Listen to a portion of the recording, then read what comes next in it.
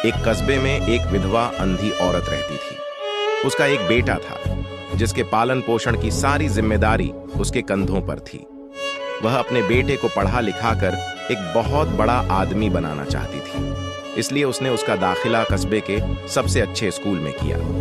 वह दिन रात मेहनत करती ताकि बेटे की स्कूल की फीस दे सके। लड़के के स्कूल के बच्चे उसकी मां के बारे में जानते थे। वे सब उसे अंधी का बेटा कहकर चिढ़ाते थे। लड़का इससे बहुत परेशान था। उसे अपनी मां पर शर्म आने लगी थी। वह उसके साथ कहीं भी आने जाने से कतराने लगा था।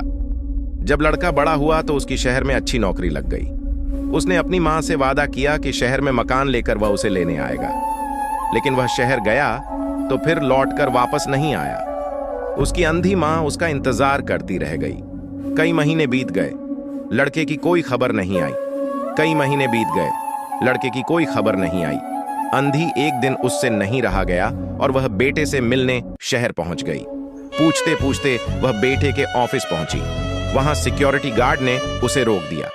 अंधी औरत ने गार्ड को अपने बेटे का नाम बताया और बोली कि उससे जाकर कह दो कि गांव से कोई मिलने आया है। गार्ड ने जाकर उसके बेटे को बताया। बेटे ने ऑफिस की खिड़की से देखा तो उसे अपनी मां गेट के बाहर खड़ी नजर आई। वह ऑफिस में सबके सामने अपनी मां की वजह से शर्मिंदा नहीं होना चाहता था। उसने कहला दिया कि वह ऑफिस में नहीं है। अंधी औरत वहां से चली गई। शाम को वह लड़का ऑफिस से घर जाने के लिए निकला। रास्ते में एक जगह काफी भीड़ जमा थी। वह अपनी गाड़ी रोककर भीड़ के पास पहुंचा और तो बीच सड़क में अपनी मां को मारा पाया।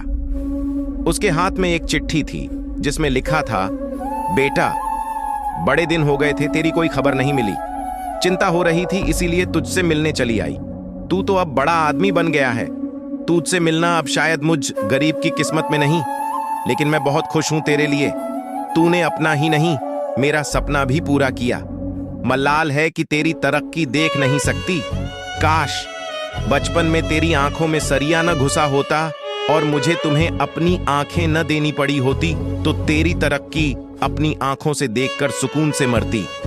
तेरी अंधी मां। ये पढ़कर लड़का फूट फूट कर रोने लगा।